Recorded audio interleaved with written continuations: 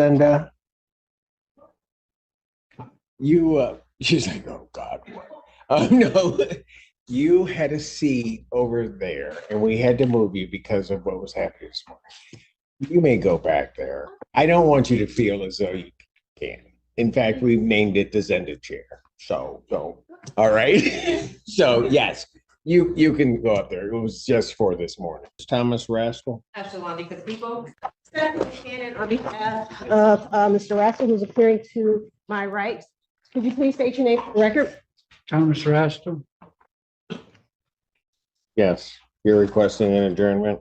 Yes, Your Honor. So this case was adjourned previously for my client to interview with sobriety court. He has done so. He was not accepted, not because of, I'm sorry, I haven't even had the opportunity to tell him I got an email this morning. And I will go over the reasons with him why. I would like the opportunity to try and mitigate this down a bit. In the meantime, Your Honor, and my client would like to address bond. Go ahead. Your Honor, the reason for my client, he is actually a perfect candidate and a great candidate for sobriety court, but because of matters outside of this jurisdiction, older matters outside of this jurisdiction, he was not accepted into our sobriety court. My client wants to fight the warrant that brought him here. He wants to fight it. He gave me a backstory behind that. My client is not actually a threat to the community. He will be here for every court appearance the court wants him to be here for. He just has a substance abuse problem. He is willing to be released into treatment if the court is inclined to do so. He was homeless. He just got a home. He's back in a home now. He has animals that he needs to take care of in that home. He's willing to be tethered there, Your Honor. We honestly thought that sobriety court was going to work for him.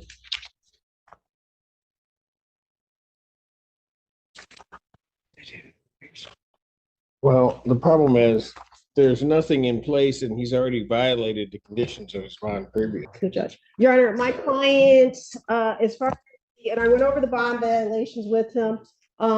He's indicated that he has a medical marijuana card. And so there is that. If you are telling him that he can't smoke that, even with that. I'm not saying he admitted to the violation. Your Honor. Your Honor. Okay. Your Honor, my client, again, he just has a substance abuse problem. If the court, I understand that, if the but treatment, he's fine with that. just Londy. Your Honor, the difficulty is at the time of this case when the defendant was stopped, it's my understanding that because he had a no bond bench warrant for a felony CCW out of Lafayette Village, so it's not just a substance abuse problem that seems to be going on here. There seems to be tangential things that are very concerning to the public. And we do have the issue with violation here. I also show currently in X jail, we have 2 out-of-county holds. One for Battle Creek with a $200 bond for retail fraud, one out of Lansing for another retail fraud case for $868 bond. So the concern here is that if there is a PR, it's not going to be released. Likely, maybe will go to a different location or several locations in the state. I'm asking the court to continue to vote. As defense counsel saying, it's because of his other cases throughout the state. So that concerns the people and his ability to remain law-abiding bondholders. Your Honor, he has no holds. I checked into it. There's no, according to X jail, he is not being held for the CCW charge. They're not looking for him. She's going to show you the holds before you make that representation. He has the two smaller ones, but not for the CCW. Oh, 2 small holds. I meant to say CCW, Your Honor. those because they're small, they're not holds. Yes. Okay. And they're really, really old charges, Your Honor, and my client wants to address those as well. I know because he didn't go take care of them. That's why they're old. I was understand. in prison.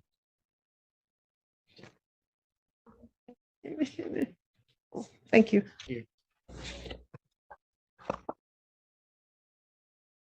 When the gavel finally echoes across Judge Simpson's courtroom, it's more than just a sound. It's a statement.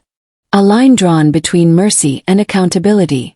What we just witnessed wasn't just another court session. It was a masterclass in how justice really works when emotion collides with evidence. It started light, almost playful, the joke about the Zenda chair. On the surface, it felt harmless. But seasoned judges use moments like that to set the tone, to calm the room before the real pressure begins. Then came the real issue. The defense tried to paint a picture of a man ready to change. A struggling addict. A person asking for another chance. A story built on sympathy. But sympathy doesn't erase a record. The moment prior bond violations were mentioned, everything shifted. The courtroom energy changed. Because in court, patterns... On behalf of Patsy Shear. So you might want to check your other case that she has. Because you pled today on another case, right? Before Judge Freshour? Yes. And we were just informed that that was put on the 30th. Okay, we'll ask to change both of them. Thank you. All right, so I'm going to leave this as I said it, bond will continue. And may I address bond, Your Honor? Sure. Thank you. At the risk of redundancy, I would ask for consensual contact. She has now been out of inpatient treatment for a couple weeks, I believe, and is. What'd they do on her other case? She said that right now she is not allowing consensual contact, but she said that she would consider changing it before her sentencing if you allowed consensual contact. Who said that? Judge Freshour. I also. No, she didn't said that. Go ahead. I also believe that the complaining witness is here today to ask for contact. Again, she's doing very well in her treatment and now resides at transitional housing, where she follows her other bond conditions successfully. Your Honor, it was my understanding, or what I was told, is that Judge Freshour declined to address it until sentencing, so I'd ask that it remain in place until sentencing. That sounds more like what I would think Judge Freshour would have said. Is that I can't see Judge Freshour having a DV, there being a DV here and saying, well, whatever the other judge does. I'm not. That was my understanding, but I also So here's what understand. we'll do. I'm going to deny your request to change that. And certainly, I'm sure Judge Freshour's next door. She'll be very happy to hear you. I'm not changing it. It's all going to go before Judge. Judge, I'm sure that the court is familiar with Mr. Rainey. We've been back and forth. He is here today. He's taken responsibility for this. He was remanded at his last hearing due to the bond violation for him leaving the state of Michigan. Of leaving the state of Michigan. Yeah, That's- Yeah, I'm from Indiana. And I'm sorry to hear that. you're, Go ahead. Your Honor, we just really wanted to address the court and see if the court would be willing to give Mr. Rainey another opportunity. The court he was in custody for nearly 7 months before our last hearing when he was released. When he got out, he realized he had nothing, had lost his home, lost everything that he had. He had a grandmother who lived in Indiana. And when he came out of the jail, he was sitting outside for about 5 hours before he was finally picked up from someone. He stayed in Indiana just for 1 day, Your Honor. He did return back to Washtenaw. He indicates to me now that he has a stable. Well, he didn't return back to Washington. We're in the state. I see Litchfield, that is right. Litchfield is in Yeah, Michigan. Oh, I'm sorry, not Washtenaw, in Michigan. I apologize, Your Honor. He returned back to the state of Michigan. He indicated to me he was only gone to Indiana for 1 day. Even knowing that he had that bond violation, he has been very much so willing and ready to take responsibility and resolve this matter. He came to court, presented himself to the court, knowing that he would likely be remanded for that violation.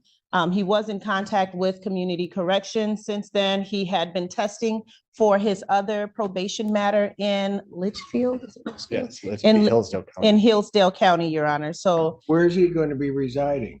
which would be my actual grandmother's house. I'm staying there. She told me that if I stayed out of trouble, I'd be able But you went to your grandmother's house in Indiana. I have 2 grandmothers on both sides. Okay, so it's another grandmother's house. Yes, You have verification of that? I have spoken with her and I can get verification. I need written verification and then I'll take a look at it. But at this time it's found, it's denied. Absolutely, Your Honor. I'll get that over to the court. You're going to probably have to bring that to January 30th, 2025, 9 a.m. as to bond. Yes, Your Honor. Talking to Mr. Hyman making me request a release on a tether. Mr. Hyman would be able to release to his father's address. He currently helps his father in taking care of him because his father does have some mobility issues after a car accident. Mr. Hyman has been consistently working. So at this time, I'd like to request a release on a PR bond, tether, or in the alternative, a reduction in the bond. Response. One of the people opposed to the reduction of bond, we originally requested 100,000 in this case, we're giving 50,000 for 10%. In this case, the difference is broken up, and he was at the victim's residence, was all much in the car, they got into an argument, he slammed the victim's picture out, pinned her by the chest.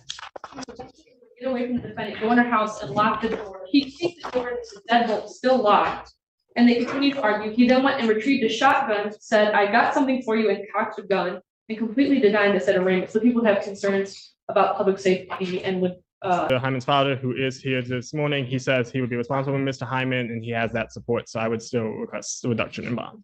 Well, given the court does consider him a danger to the public, motion for bond reduction denied. Bond continues. There's no changing of bond.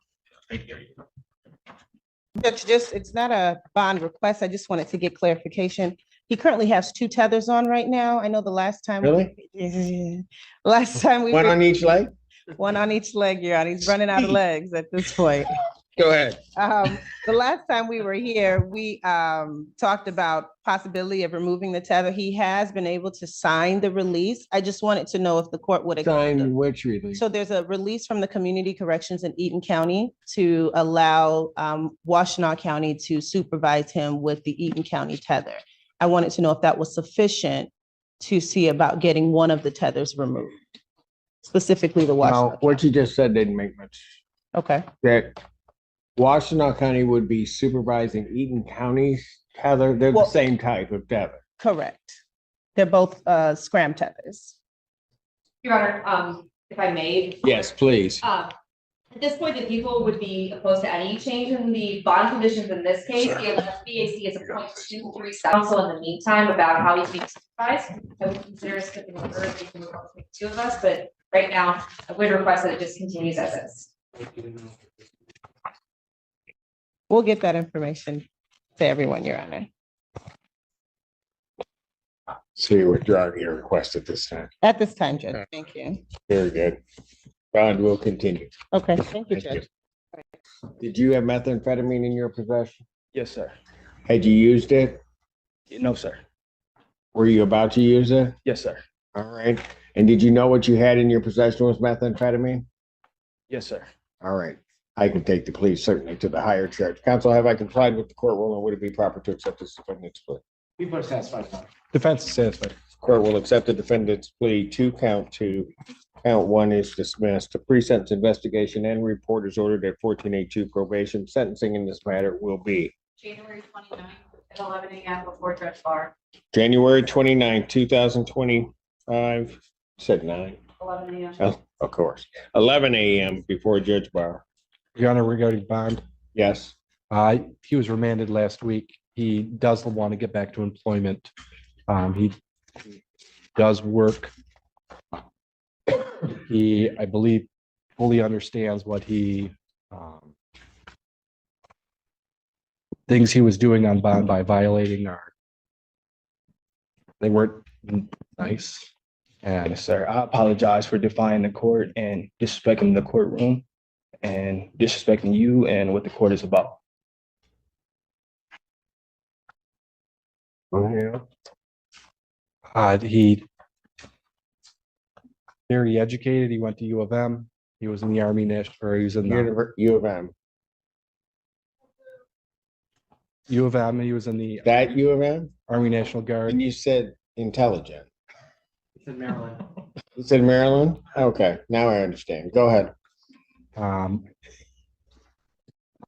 Supportive of his mother. You're at a loss, Griffith. Didn't know where to go with that. All right, so if I let you back out, are you gonna start testing clean? Yes, sir. I will be testing clean. I don't need a form. Any response from the people? Okay. I'm going to inform Judge Barr that if there's a mess up, that I've given you this opportunity. Understand me, young man? Yes, sir. Yes, despite the fact you went to the wrong U of M. I'll reinstate his previous bond. Don't say anything, Lundy. I know you want to. What are we doing? Your Honor, we are ready to set this for exam. Okay, I don't necessarily have a problem. You see the new violation report. Yes, Your Honor. All right, what do you want to do about that? Your Honor, he's acknowledging that he's in violation of his bond conditions.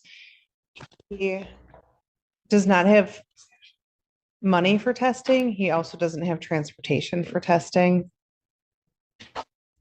Additionally, Your Honor, he has a medical condition that causes him to have great anxiety under those testing circumstances, and historically has not been able to provide specimens, even if he had transportation and money. So basically, Well, except that on December 18th, he was able to do so. by force, basically, I had to force myself to do that along with the rest of the tests. The last time that I went to go drop and do my test, my kidneys hurt so bad, I almost felt like I was gonna pass out, basically. My body just wouldn't let In the process. He tests, then telephones in right before Christmas saying they didn't have the money to test. Then the next two tests that are scheduled, he just misses. Then the next test, it's an unable or refuse. I'm not trying to play. I'm sorry if it looks that way. Your Honor, could the prosecutor and I approach? You may. Record to reflect the defense conference in this case. What I'm going to do in this case is I'm going to adjourn your probable cause conference out, check into alternatives to how to resolve this case. Would February 6th or 13th be better for you? February 13th is a good day, Your Honor. All right. February 13th, 2025. I'll set it at 9, but you'll get an invite with the time. And then with reference to his testing, at this point, I'm not going to violate the defendant on the report.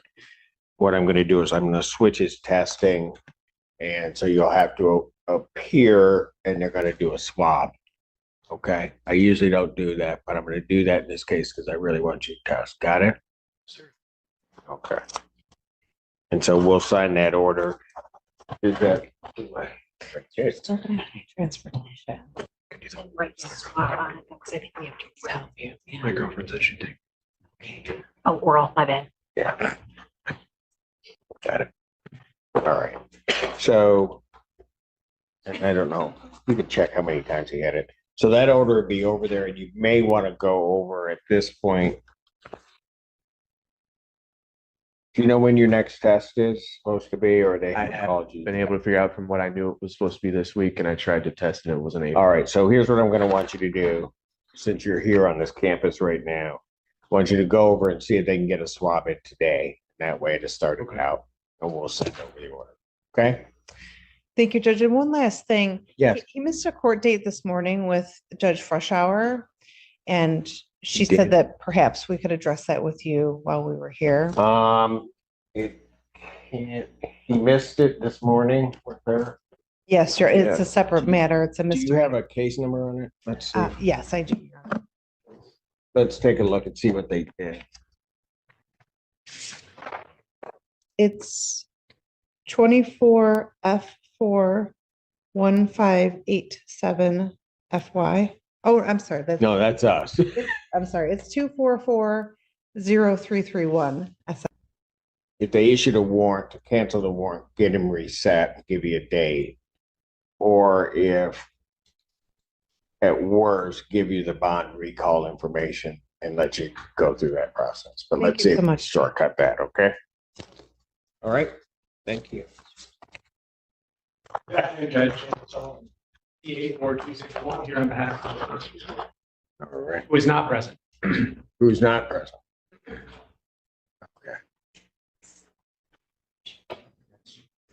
I was wondering maybe we could do this without him. Not for long, we can. Your Honor, I know the court has received the Violation. bond violation report from community corrections indicating that no tests from therapeutics have been sent over, and defense counsel was kind enough to provide correspondence from therapeutics dated yesterday, indicating that the defendant had been doing some meetings and some other things with therapeutics. But as I looked through that paperwork, I wasn't able to see a record of any drug testing. So I'm not sure if I missed something. It's certainly possible, but I didn't see anything in that correspondence that had that in there. It's, sorry to interrupt. It's on the top of, I didn't see. on the top of the second page, client is in phase 1. He provides UDS, urinary drug sample. But it doesn't include testing results. Yeah, that's right. I figured there would be some testing component to it, but I don't know where are the results of those tests? I don't have the results of the tests. Therapeutics, I understand, is doing the testing and continuing to provide Mr. Jordan with the methadone that he is part of his treatment. Okay, but are they sending the test to our community corrections? Unfortunately, it seems that they are not. So I don't have the results, but I do have record that Mr. Jordan is in treatment. He is living homeless, as I was explaining to opposing counsel. He's availed himself of a lot of resources here. There are 2 volunteer social workers from the warming center that asked me to step into the case. I'm on this case pro bono. So Mr. Jordan is in treatment, and I apologize to the court that I don't have the records of the drug, the sort of results of the drug testing, but he's availing himself of treatment. He's in, he's attending these meetings, both individual counseling sessions and group meetings. And the other thing that I think is relevant to the court is Mr. Jordan, this is a case from 2022, 2.5 years ago. And there's a more recent case. He was charged with a misdemeanor, and we resolved that last year with the prosecutor's office dismissing the case pursuant to Mr. Jordan being in treatment, which he's still in treatment. And so it feels a little counterintuitive that we dismissed a more recent case for Mr. Jordan's compliance with treatment, which he's remaining in compliance with. And we've now charged him with a felony from 2.5 years ago. I'd asked the court. So you should say the prosecutor should not do that kind of thing where, I mean, if they've got to be intuitive, that means everybody should get charged and just go for it. Never mind. Go ahead. I'm asking that the court, because this case also involves an extremely questionable stop by the police and search of Mr. Jordan as he's walking down the street or jogging down the street. I'm asking that the court, before a warrant is issued on such an old case where there is a questionable, there is, I argue, a Fourth Amendment violation. Okay, I get that. If he got here, then we could have the hearing on all of that. Yes. But he's not here. Understand, he's ill, he's living homeless, it's been extremely cold outside. He's managed to continue to get himself into treatment. So I'm just asking that the court hold off on a warrant and allow us to litigate the legitimacy of this arrest without a warrant issuing. Well, I'm going to issue a bench warrant for his failure to appear at this proceeding. And I mean, I might not do that if I had test results coming in, given the circumstances, but I really, none of this really puts a picture together for me of where the defendant is or what he's doing, and certainly not testing. So I'm going to issue a bench warrant. Bond will be set in the amount of $25,000 cash surety. If you locate him and can get him in, there's a warrant recall procedure you can go through on this. That warrant will issue immediately. Thank you. Yes, sir. That's it for the day. All right, I'm not moving anywhere. 14A stands adjourned. I'm standing right here because I'm tired. Matter more than promises. The prosecution didn't raise their voice. They didn't need to. They simply laid out the facts, warrants, violations, unresolved cases. Each one adding weight. Each one quietly dismantling the defense narrative. And then came the words that changed everything. I was in prison. In that moment, the past spoke louder than any argument. No speech. No emotion. Just reality. Judge Simpson didn't lecture. He didn't explode. He did something far more powerful. He stayed calm. Firm. Controlled. That's not weakness, that's authority. Then came another case. Another bond issue. Another request for leniency. But for this judge, it wasn't about travel. It was about trust. And once trust is broken, second chances become much harder to earn. The tone of the courtroom turned cold when a firearm was mentioned. The moment weapons enter the record, compassion takes a back seat. Public safety becomes the priority. That's what separates emotional decisions from judicial ones. Throughout it all, Judge Simpson listened. He absorbed every story, every excuse, every explanation. But he demanded proof, not promises. Verification, not emotions. Because in this courtroom, feelings don't replace facts. Some may say he was harsh. But look closer. He wasn't punishing, he was protecting. Protecting public safety. Protecting the integrity of the court. Protecting the line between forgiveness and foolishness. Justice without boundaries isn't justice. It's chaos. So the real question isn't whether Judge Simpson was strict. The real question is this. Would you have done anything differently? Would you have trusted someone who already broke that trust? Or would you have drawn the same hard line? Because in this courtroom, it's not just about guilt or innocence.